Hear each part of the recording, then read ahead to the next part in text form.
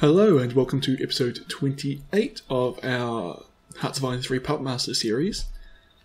Well, last time things have stabilised a bit on the Eastern Front, is how to put it. Actually, no, they haven't stabilised. We've actually been pushing the Soviets back, which is a big change. For most of the war against the Soviets, they've been slowly pushing us back. Then we raced forward after we broke the Soviets, captured Stalingrad, which triggered an event that got them a lot of manpower, and they pushed us right back to basically the Black Sea. But in the last basically last episode, mostly, we've been able to do a few offensives, succeed in encircling chunks of the Soviet army, and have actually gained a fair bit of ground. So let's see if this trend continues. So right now I'm using my SS Corps to try and complete an encirclement around Krasnoarmeysk. I am never ever going to be able to learn to say, Russian names properly. It's just a bit much for me. But I'm obviously having a bit of supply problems here. Quite a few of my divisions have that red triangle in the corner, which means they're out of fuel or supplies. But they are actually pretty well supported by my allies and the AI. You can see a big stack of friendly troops just over the Dnieper there. And we're actually getting pretty close to a successful encirclement here. Just two provinces between us and those Czechoslovakian troops that have crossed the Dnieper. And if we can pull this off, we'd have encircled, well, two heavy armoured and one mechanised divisions, as well as, well, an infantry division. And those mechanised and heavy armoured divisions are a real pain in the ass, to be honest. Oh, not my allies are pushed right over the Dnieper, and there's the encirclement complete. So that was easy. Now I've just got to hold the line. So just spread my SS troops out a bit better, just to try and get them all into position quickly. Oh, and this guy can't move because he's in battle, but we'll win this battle quickly. Soviets are attacking across the river into two SS Panzer divisions, or just actually they're just SS divisions. But they do have tanks, so they weren't going to do very well in that battle. It's good old Soviet infantry.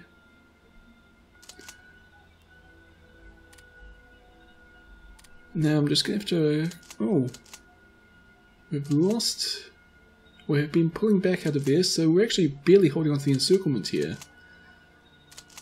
But hopefully the AI is going to come up in support of us. Get my 4th SS division moving towards the encirclement, just try and help out. And everybody else is currently doing something useful, so I don't have a lot of reserves here. And the Soviets have just broken the encirclement. And well, hopefully soon we'll be able to actually attack and try and take that ground back, but for now we're actually defending.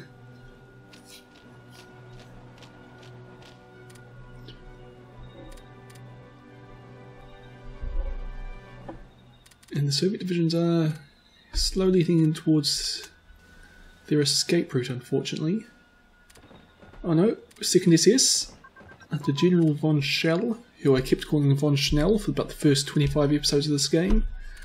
Has managed to win the battle there, so hopefully that division will get in and close off the escape route for those Soviet divisions. And there we go.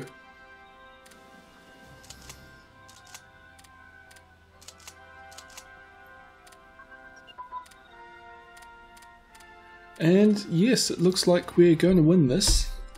The Soviet divisions are retreating towards each other, which means that when my troops, or my allied troops, take those provinces, well, they'll basically be forced to surrender.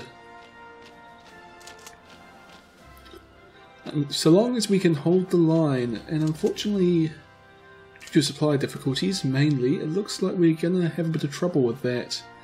So I've moved some of my SS divisions forward to try and get to the critical provinces. But it's a bit of a race now. Kluge is retreating out of the centre of the line there.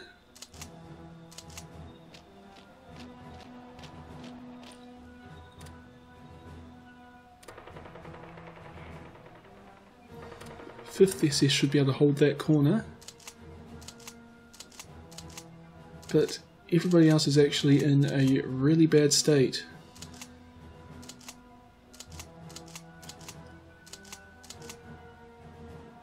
Except the 5th SS is doing well, but it's not in a position to get into Sakhnovshin, which is unfortunately where we need to be if we want to prevent the Soviets from escaping. And we didn't? Ah, bugger. You might not have noticed there, but I ordered 2 divisions from Novomoskovsk to head into that sack place. Unfortunately they were in a battle, so I ordered them to retreat, expect them to get there before the Soviets and block the Soviets escaped. But the Soviets actually got there first, which meant that it was my troops that had their escape blocked, and I just had 2 SS divisions surrender there. Which means I'm down to 5 SS divisions. At one point I had 8. But that's actually going to severely limit my ability to launch offensives here. They have been the things who've been doing all my encirclements. And the thing is, because I've got no manpower and I'm quite severely negative in manpower, I'm not going to build any divisions to replace them. To be honest, looking at the date, probably never going to be able to replace those divisions. I'm just never going to have that kind of manpower reserves before 1948 when the game ends.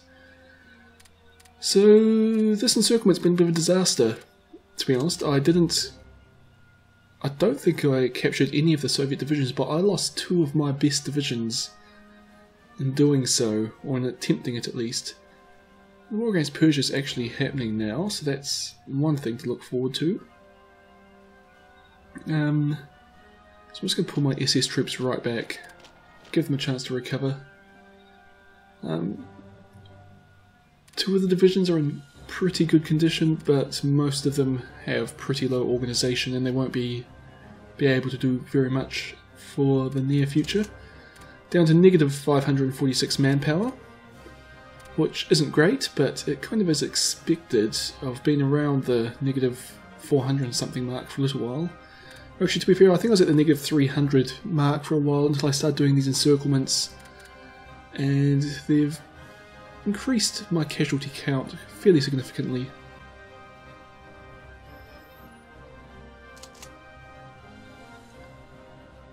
Just looking at random Panzer Division there, saying it's about half strength.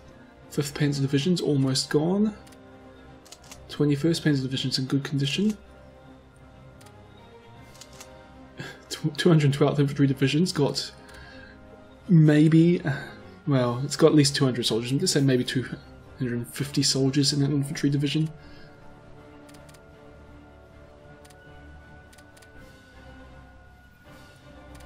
Fifth Infantry Division shattered. And Persia, we're actually 36% of the way to forcing Persia to surrender. I say that, and it's 21st Panzer Division and an infantry division shattered. I think this is just going to be something that we're going to have to expect to happen now. Basically constantly. Well, the 7th Infantry Division shattered.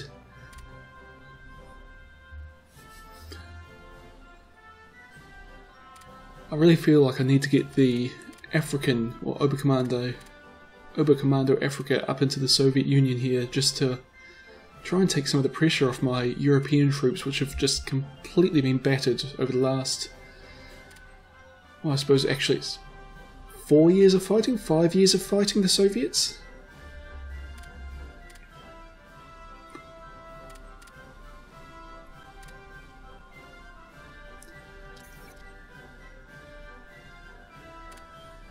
And just looking at the front line here, it really looks like my allies are now taking the brunt of the fighting everywhere except for down around the Black Sea. And even in Persia, my allies are doing most of the work, the French and the British coming out of India, with, well, let's call them my Arabian allies, which includes Israel, doing the work here. And why is this Oberkommando Europe's sphere? That's not right. These should be my African troops.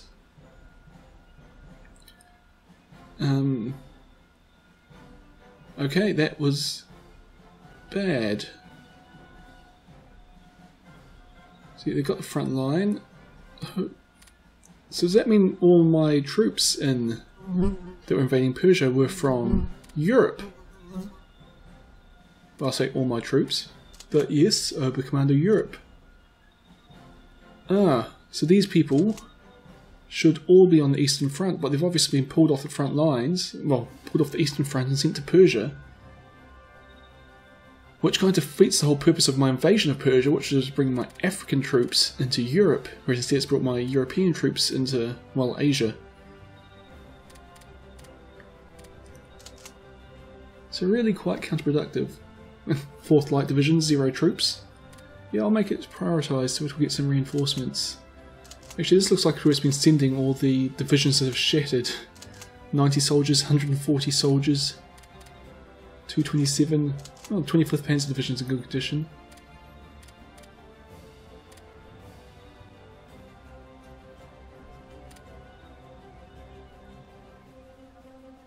So I'll send the 25th somewhere. Or, no, I'll just leave it under AI command.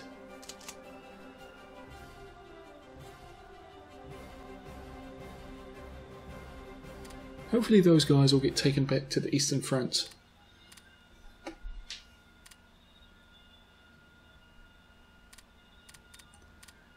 Just because I've got plenty of troops in Africa that aren't doing anything because for some reason they refuse to invade Liberia or South Africa or Ethiopia.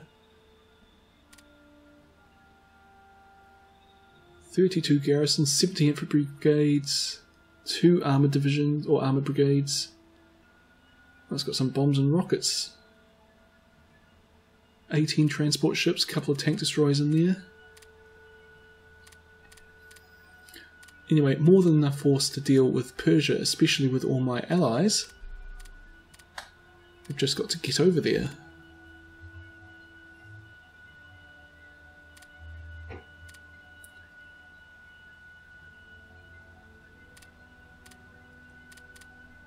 And is this Africa? Hopefully, yes. Cool. So African troops are moving towards the right part of the world.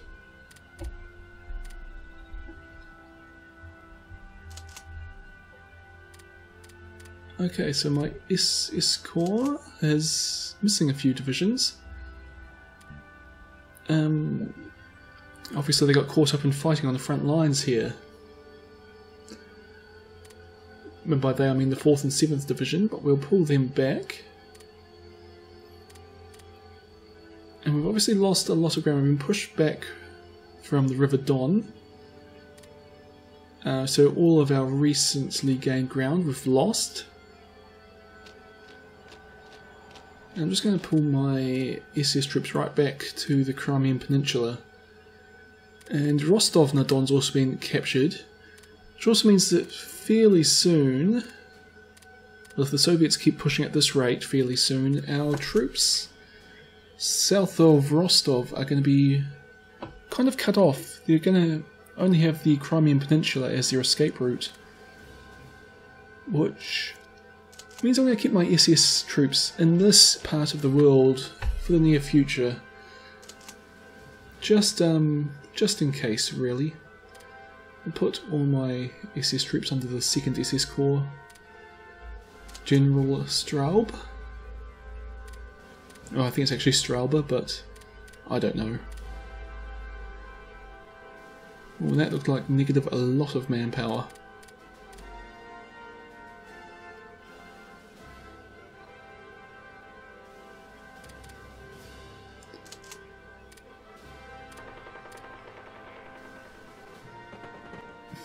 And I'm still not seeing any signs of the Soviets having manpower problems, which I saw for a long time before the Soviets finally broke. But their bonuses for the Motherland and the Great Patriotic War must be ended by now. So I'm just kind of gonna have to wait for a bit here.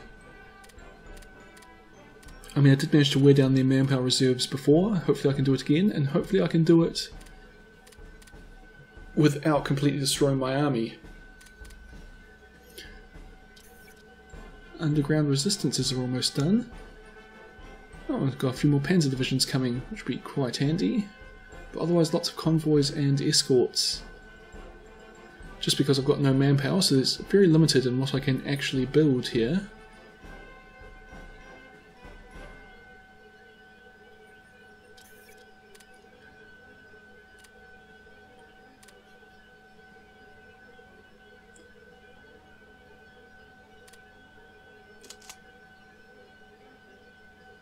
Okay, looks like my SS troops have almost all recovered.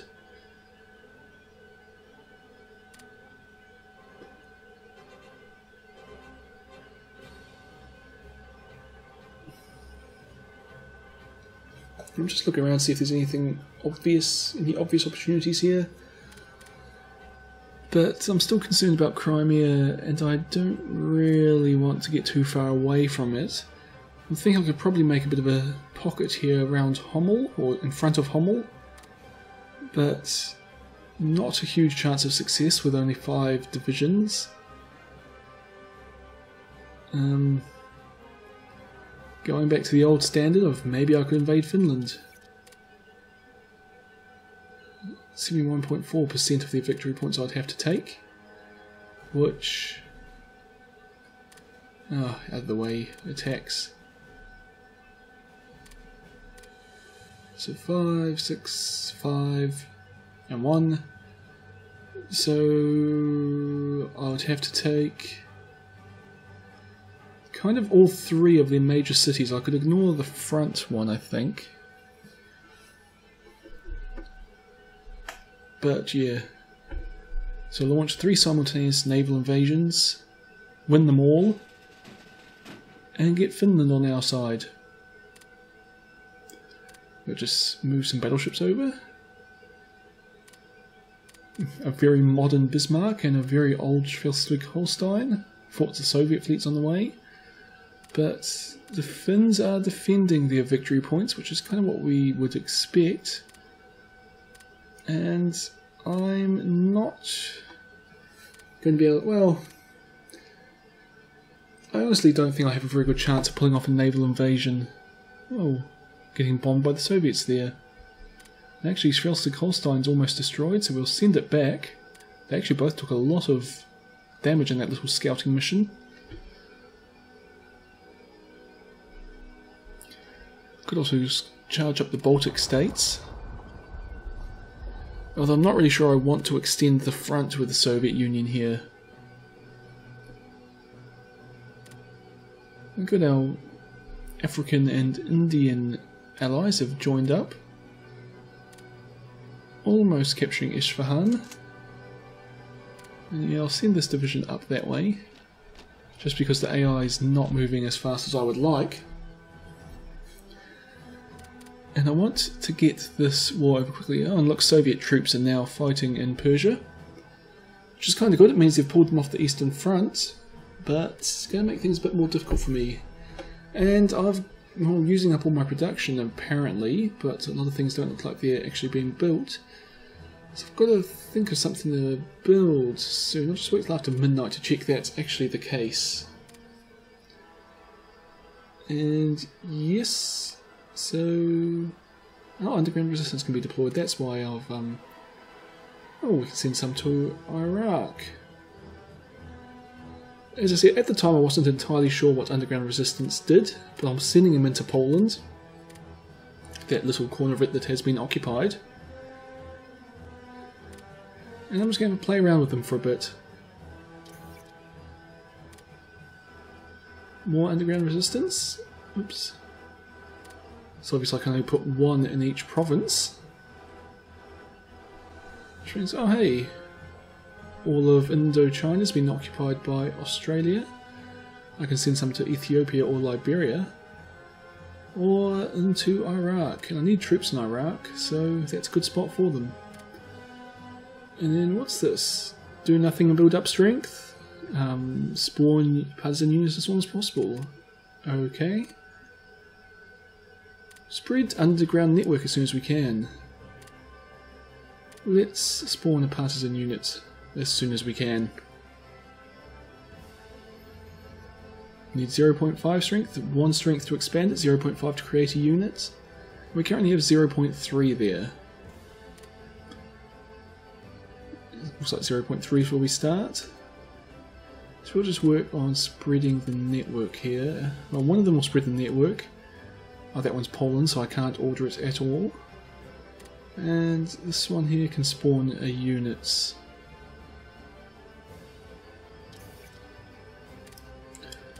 Man, just look at my divisions shattering. I really should just delete those divisions after they've shattered.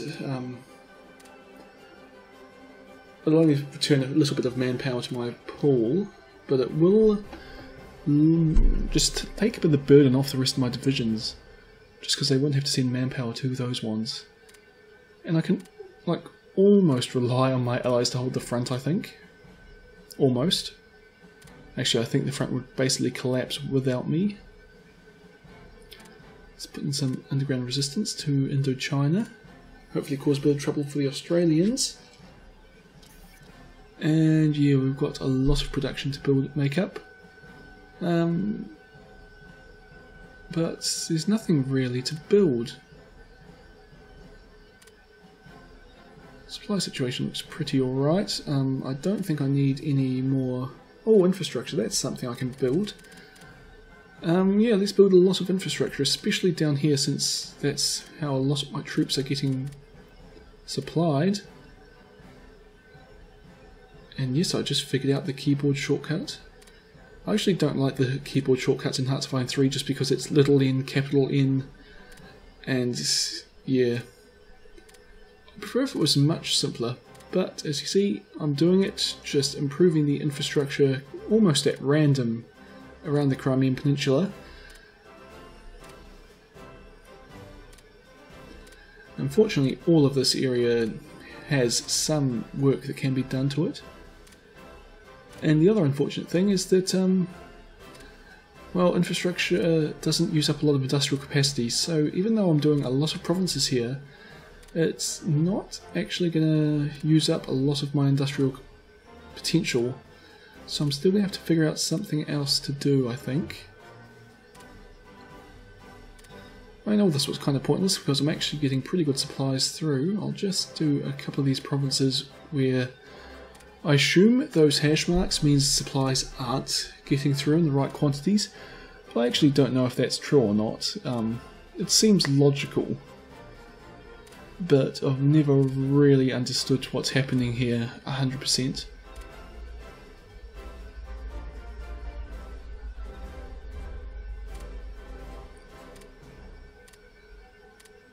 And do a bit in Germany itself just because I can. And obviously, because all of our supplies come out of Berlin, that area should actually be very well developed if we want to move our supplies efficiently. And after all that, we're still about 20 IC short, or 20 IC more to spend, so a few more escorts and a few more partisan units.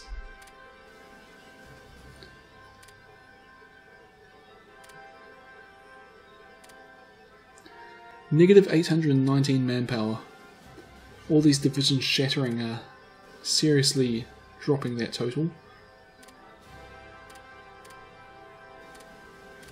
I'll just give my new partisan units some orders.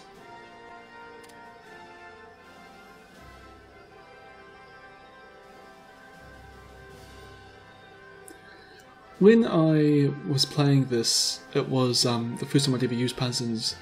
But basically, as soon as I stopped recording, I actually went and played a game as the UK very quickly, where I tried to win the war only using strategic bombing and partisans, and I actually did. I basically just completely covered France with partisan units, got them all to rise up at once, and while they've been happening, I basically strategic bombed Germany's national unity down to about 10%, I think. So then a few of my partisans crossed the River Rhine, took some of the victory points well along the river there, and that was Germany surrendering. So partisans can actually be quite powerful if you use them strategically like that, but it was kind of absurd how powerful our partisans were, especially since like Germany surrendered. And I was still at war with someone. It must have been Italy still fighting on. And just send my massive army of partisans down to invade Italy. And they actually succeeded, even though they were basically just militia. But anyway, back to this game. I'm kind of just waiting to see how things develop. Obviously, with my manpower problems, the potential for an offensive in the east here is basically gone. I'm basically just relying on my allies and the AI to hold the front, while keeping an eye on this area here, because I really don't want to lose those troops south of Rostov. That would be a bit of a disaster, which I probably wouldn't actually be able to recover from. I mean, I wouldn't be able to rebuild those troops because I don't have the manpower to do so. And I suspect that I'm actually going to need them if I want to push forward at any point, which I'm still hoping to do. Hopefully I only have to wear down the Soviets a little bit more, and then we'll be able to push forward. And let's just get rid of some of these technologies which are a little bit too advanced. I haven't done it for a while. So long, in fact, you see they were almost... Oh cool, the Polish partisans are rising up.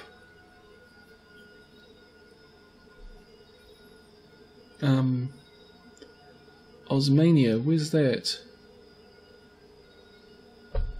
It's not one of these occupied parts of Poland's.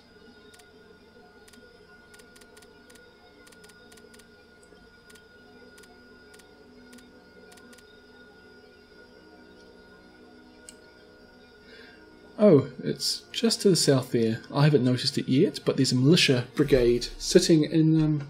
so the partisans rose up behind the German lines. And yeah, I now have an extra brigade, which is actually kind of good.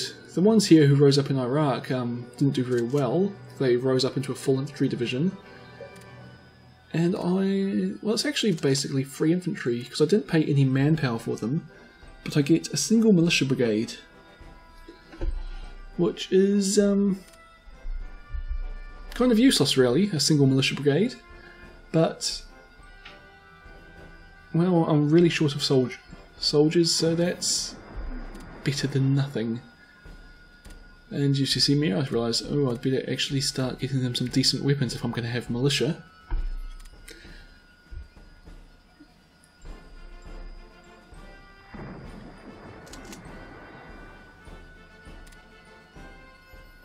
Actually, the Poles are pushing forward, which is very good for them, because I thought the Polish army was basically hopeless. By this point, they'd basically run out of manpower. But they seem to be doing alright in this little corner of the country which has been occupied. More partisans rising up.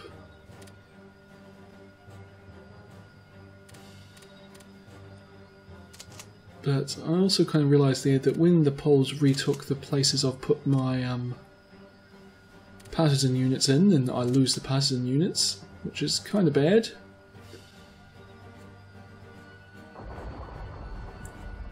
But right here I can actually disband it to return the manpower to my pool. A single brigade's not going to have a lot of manpower, but it's actually a way of getting free manpower. Just really converting industrial capacity to manpower. Which isn't going to solve my manpower problems because they're pretty huge, but it is an idea. Especially since militia brigades, you know, a single militia brigade's kind of useless. As you see here, as they try to defend against a Soviet tank division with Polish help. And actually they're not doing too badly. Oh no, I spoke too soon. The Poles were doing well, but now that the militia are fighting by themselves, or the partisans are fighting by themselves, they lose quickly.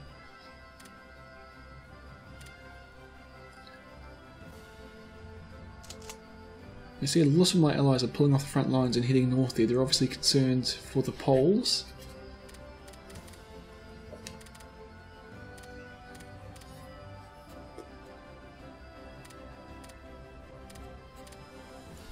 And the Soviets are still pushing slowly towards the Crimean Peninsula, which, as I've discussed many times, I cannot afford to let the Soviets take the Crimean Peninsula or even cut it off. I mean, I do have naval superiority in the Black Sea, I imagine, because I've taken all the ports there, but still, I wouldn't want to have to resupply them all by, keep all those troops supplied by sea. And we'll end the episode there. The problem with the Crimean is going to be next episode's problem. And I might actually just realise I'm not sending any spies to Russia. So, well, we'll do that, set into military espionage, and that'll be the end of that one. So things kind of haven't been great for us this episode. Our encirclement around Krasnoarmeysk went horribly for us. It went really well to start with, but I made one mistake, allowed the Soviets to escape, and lost 2 SS divisions. And basically since then we've actually been kind of holding the line everywhere except for in the south. And as you know, I'm getting very concerned that my troops south of Rostov are going to get cut off. I've mentioned it repeatedly. In Persia things have actually gone kind of okay, but it was European, or Oberkommando Europe's troops in Persia, which was the opposite of what I wanted. I invaded Persia to get my Oberkommando Africa troops up fighting the Soviet Union, but instead Oberkommando Europe sent troops from the Eastern Front to fight Persia, which has obviously made me a little bit weaker on the Eastern Front, and it's not bringing any new troops to fight the Soviets, which was what I originally intended to happen. So that's not great. But at least it's getting the British involved in Persia, and now the British are fighting the few Soviet troops that are currently fighting in Persia, which is helping me because Britain is kind of quite weak because I've basically destroyed them over a few years of war, but they have a lot of potential and I really want them to actually get involved. They're basically a really massive manpower reserve that would be incredibly useful right now fighting the Soviets if I could access it. So hopefully we'll be able to do that next episode. Defeat Persia, protect our troops in the Crimea, wear the Russians down, drive them back, and we'll win. That's the plan. Anyway, I hope you've enjoyed this video, and I'll see you all next time.